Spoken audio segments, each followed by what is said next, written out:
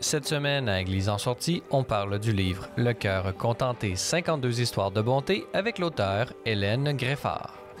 On vous présente la première partie de notre portrait de l'artiste peintre Pierre Lussier et on discute de la figure de Maurice Duplessis avec l'historien et auteur Pierre Berthelot.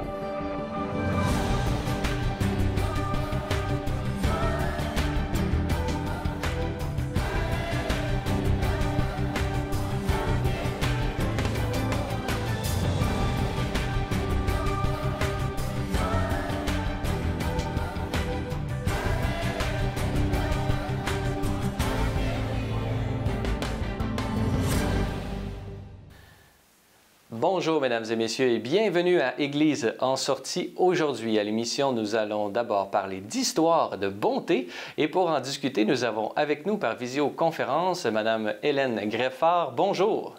Bonjour. Hélène Greffard, vous êtes travailleuse sociale à la retraite, artiste multimédia et auteur de ce livre que j'aimerais discuter avec vous aujourd'hui, Le cœur contenté, 52 histoires de bonté, publié chez Mediapol. Alors, Hélène Greffard, pouvez-vous nous présenter un peu le concept de cet ouvrage et peut-être les intuitions et les inspirations qui vous ont motivé à écrire ce livre qui relate 52 histoires de bonté? Oui. D'abord, ça fait plusieurs années que je ressentais l'élan d'écrire un livre sur la bonté, mais je ne savais pas trop sous quel angle faire ça. Et finalement, j'ai choisi de valider l'intuition que la bonté est quelque chose de vital. Je trouve que vital, c'est un mot qui est plus fort que essentiel. Vital, c'est une question de vie ou de mort, quoi. Et que pour l'intuition que j'avais, c'était que pour devenir pleinement humain, pleinement épanoui dans notre humanité, il fallait avoir reçu des actes de bonté, au moins un. Sinon, c'est pas possible de s'épanouir. Donc, c'était ça mon intuition. Dans votre introduction, justement, vous manifestez comment on est souvent assailli de mauvaises nouvelles. Les médias et vraiment le téléjournal nous rappellent souvent ce qui ne va pas dans nos sociétés. En quoi, justement, faire le récit de différentes histoires de bonté sont un bon remède pour nous sortir de ce cycle de mauvaises nouvelles. Oui, je dirais que c'est un contrepoids. Ce n'est pas une négation des situations qui sont pleines de souffrance dans le monde. Je veux dire, comme vous dites, écouter les nouvelles, ça prend pas du temps à conclure qu'il y a beaucoup de souffrance partout sur la planète, à commencer par notre chère pandémie. Et donc, relater, mettre l'accent sur la perception de la bonté, ce n'est pas nier les aspects souffrants ou difficiles de notre existence. Mais c'est de faire un contrepoids. C'est parce qu'on peut facilement, quand on est assailli constamment de mauvaises nouvelles ou de nous faire voir les aspects plus sombres de notre humanité, on peut oublier simplement que la bonté existe, tout simplement. Elle existe, elle fait partie de la réalité, c'est une autre couleur de la réalité. Et dans ce sens-là, de reconnaître la bonté autour de nous, ça fait un contrepoids, ça crée un équilibre. Je dois dire que pour beaucoup de personnes, quand on parle de bonté, les gens voient déjà quelque chose qui est rose, pâle, un peu mièvre, sentimental. Et en faisant ma recherche et en allant interviewer des personnes, en leur demandant est-ce que vous avez vécu dans votre vie un geste bon, une parole bonne que vous avez reçue, alors là, vraiment, la bonté a pris des visages très variés, très surprenants même. Alors, pour ne donner qu'un exemple, parfois, ça peut être un geste d'une personne qui est peut-être même pas consciente de faire quelque chose de bon pour l'autre, mais l'autre le reçoit comme quelque chose de bon, d'apaisant, de nourrissant. Ça peut être un geste tout simple, comme je raconte dans le livre un chauffeur d'autobus qui, une journée d'hiver vraiment morose, tout le monde est vraiment fatigué du froid, de la neige et de tout. Et lui, il avait mis une petite musique de l'Amérique latine dans son autobus et vraiment, en tout cas pour moi, ça avait changé l'atmosphère complète de ma journée. Donc ça, c'est un exemple. Mais il y a aussi d'autres exemples d'engagement sur l'espace d'une vie, comme l'histoire d'un beau-frère qui a adopté le petit frère de sa femme parce que les deux parents étaient décédés quelques semaines après son mariage. Alors, et lui, finalement, il est devenu le père substitut de ce petit garçon-là. C'est un engagement pour toute sa vie. Il l'a fait avec amour, avec élégance, avec assiduité. Donc ça, c'est vraiment une manifestation plus sur le long terme. Et ça aussi, ça fait partie du paysage de la bonté. Comme quand le soleil nous réchauffe après un long hiver, c'est bon. On peut dire que ça c'est bon, ça me fait du bien. Et plusieurs autres histoires se trouvent dans votre livre, Hélène Greffard, et qui ont certainement bénéficié de votre riche expérience comme travailleuse sociale. Vous avez dû rencontrer beaucoup de ces personnes peut-être souffrantes, mais qui malgré tout ont réussi à passer par-dessus, à trouver le sens et la bonté de l'existence humaine. Et en terminant justement, pouvez-vous nous dire qu'est-ce que vous aimeriez que le lecteur retienne de votre ouvrage? Le lecteur, ce que j'aimerais, c'est que, en lisant le livre, le lecteur, la lectrice se branche elle-même à la bonté que la personne a reçue elle-même. Et ce faisant, immédiatement, il y a un sentiment de gratitude qui se lève. Et immédiatement, il y a comme le cœur est ouvert et il y a une propension à faire de même. Comprenez, c'est comme une réaction naturelle. Et j'aimerais que le lecteur, la lectrice puisse goûter à la saveur de la bonté en lisant le livre, en ayant des histoires qui peuvent faire écho à sa propre vie, sa propre expérience. Voilà. Et elle-même peut-être faire en rétrospective l'histoire de ses propres récits de bonté qui se sont déroulés dans la vie de chacun.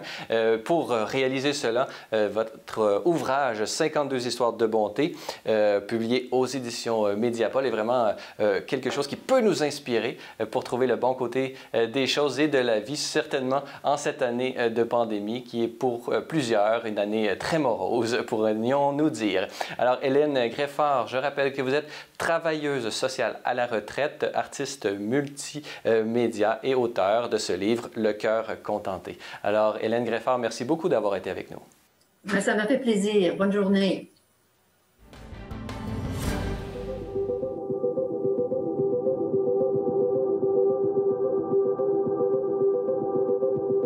Mon nom est Pierre Lucier, je suis artiste peintre. Je me consacre à ma peinture depuis une 50aine d'années déjà. Je pense que je suis né artiste, ça c'est clair. Si je n'avais pas été peintre, j'aurais été musicien, écrivain, je ne sais pas quoi, mais j'aurais été artiste, c'est certain. Et je viens d'une famille d'artistes, je peux dire, une famille très bohème. Et ma mère peignait, ma grand-mère peignait.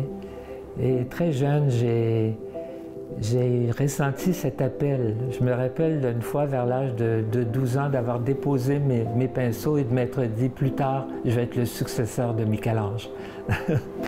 Mais c'est quand même quelque chose, hein? Ce souvenir-là est très précis encore dans ma mémoire, si bien que plus tard, quand j'étudiais le cinéma aux États-Unis et que j'étais un peu mêlé parce qu'il y a tellement de choses qui m'intéressaient. C'est un peu ce moment-là qui a contribué à clarifier la décision que j'avais à prendre et j'ai décidé de devenir peintre jusqu'à la fin de ma vie, peu importe ce qui arriverait, même si je devais vivre dans la misère, ce qui n'est jamais arrivé, fort heureusement, mais j'étais prêt à ça.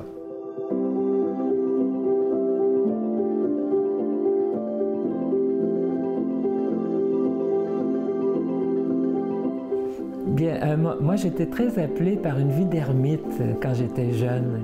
Vers l'âge de 25 ans, après avoir quitté mes études en cinéma, j'ai ressenti l'appel d'aller en Italie vivre en ermite et je me suis retiré sur une montagne près d'Assise pendant 6 mois sans parler à personne, mais uniquement en me mettant à l'école de la nature. Chaque matin, je me levais très tôt, j'allais peindre.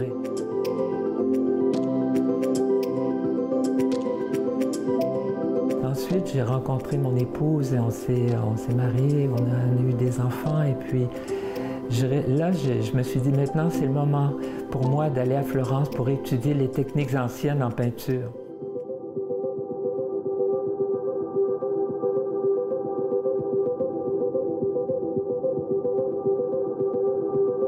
Je dois dire que j'avais délaissé un peu la foi pendant quelques années, puis c'est en Italie que j'ai recommencé à pratiquer, puis où je me suis peu à peu rapproché de cette mission que j'avais, que je portais en moi, mais dont j'étais plus ou moins conscient. C'était un ferment d'art sacré. On dit que la nature est le berceau de l'âme, et dans mon cas, ça a été tout à fait le cas, parce que ma vocation, je peux dire qu'elle est née de la contemplation de la nature. J'ai eu à un moment donné dans ma vie un genre de révélation que c'était en regardant un paysage qu'il y avait là un dialogue entre chaque élément de la nature, une harmonie, un ordre qui ne pouvait qu'être divin.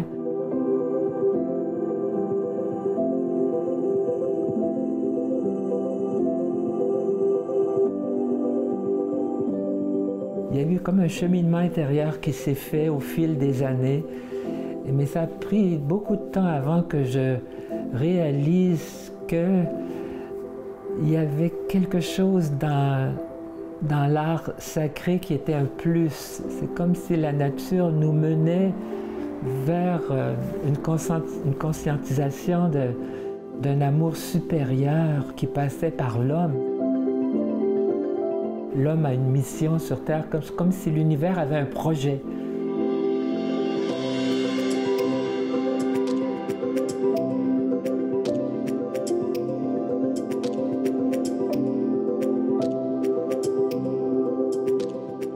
Depuis une quinzaine d'années, je me consacre presque exclusivement à l'art sacré. Et on dirait que la vie m'aide à le faire, parce que mes commandes viennent de là. J'arrive à vivre de mon art, même si je ne vis pas richement, mais tout de même je vis. Je manque de rien, et puis je peux me consacrer sans faire de concessions à l'art sacré qui prend toutes sortes de tournures, parce que moi, je ne sais pas qu'est-ce que l'Esprit Saint attend de moi. Je suis vraiment dans une ignorance totale, et j'aime cette ignorance totale. J'aime me réveiller le matin sans savoir qu'est-ce que je vais faire. Je prie, et puis je me laisse porter comme un petit bouchon sur l'eau. Et puis, il se passe des choses. Il se passe des choses. Un tableau m'amène à un autre, et il y a toujours quelque chose. Je pourrais vous raconter 1000 expériences.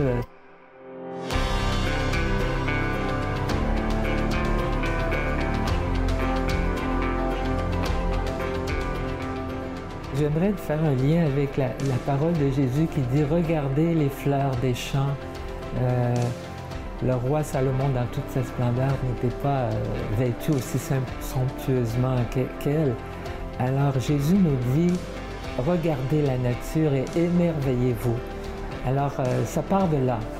À mon avis, il faut d'abord s'émerveiller devant le visible. Et c'est le visible qui nous mène à l'invisible. Et la beauté, elle est la splendeur du vrai, comme disait Paul VI.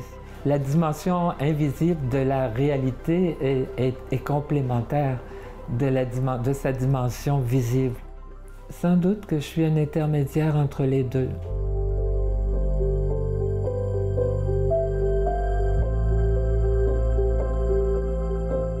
Je prie à tous les jours, j'aime Dieu, je suis amoureux de Dieu, je peux dire ça. Et j'aime beaucoup être son instrument. J'aime beaucoup être son instrument. J'ai une prière que je dis à tous les jours et qui me met tout de suite dans le bon état d'esprit. J'ouvre la porte de mon atelier, je regarde le ciel et je dis « Me voici, esprit d'amour, pour répondre à ton appel de peindre une image de ta beauté vivante pour notre humanité en marche. Sans toi devant moi, je ne peux y arriver, car toi seul au cœur de mon âme détiens la vision de sainteté qui donne sens à ma peinture. C'est toi le grand artiste, que ce soit ton œuvre et non la mienne, ou que ce soit notre œuvre commune. Et vous, Marie, Saint du ciel, artistes qui êtes au ciel, tous les anges du ciel, venez peindre avec moi, prier pour moi, pour que mes mains, mon cœur, mon esprit soient bénis et puissent accomplir cette œuvre avec un cœur d'enfant.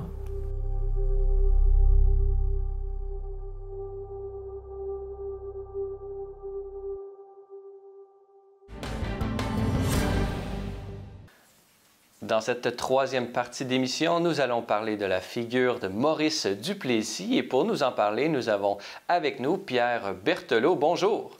Bonjour. Pierre Berthelot, vous êtes diplômé en littérature et en histoire de l'Université de Montréal, conférencier et enseignant à l'Université du troisième âge de l'Université de Sherbrooke et auteur notamment de cet ouvrage dont j'aimerais parler avec vous, qui vient de paraître aux éditions du Septentrion. Duplessis est encore en vie. Alors, vraiment, c'est un très beau titre j'imagine que les téléspectateurs, vraiment un gros point d'interrogation. Comment Duplessis peut-il être encore en vie malgré la Révolution tranquille? Dites-nous, pouvez-vous d'abord peut-être nous présenter cette figure de Maurice Duplessis et pourquoi vous, Pierre Berthelot, vous êtes-vous intéressé à la vie de l'ancien premier ministre du Québec? Oui, en fait, au départ, je m'intéressais beaucoup aux figures des héros tragiques auxquels les Québécois sont très attachés. Des figures qui souvent incarnent une forme de martyr au nom d'une cause collective. On peut penser à René Lévesque, par exemple, Louis Riel aussi. Il y en a certains qui vont dire Maurice Richard. Mais donc, je m'intéressais à des figures comme ça et j'ai fini par m'intéresser à Maurice Duplessis parce que c'est un homme qui a été extrêmement populaire, extrêmement aimé de son vivant et qui, malgré le fait qu'il a été premier ministre pendant 18 ans et qu'il est mort au pouvoir, après sa mort, on a vraiment noirci sa figure et je dirais toute la société québécoise de son époque.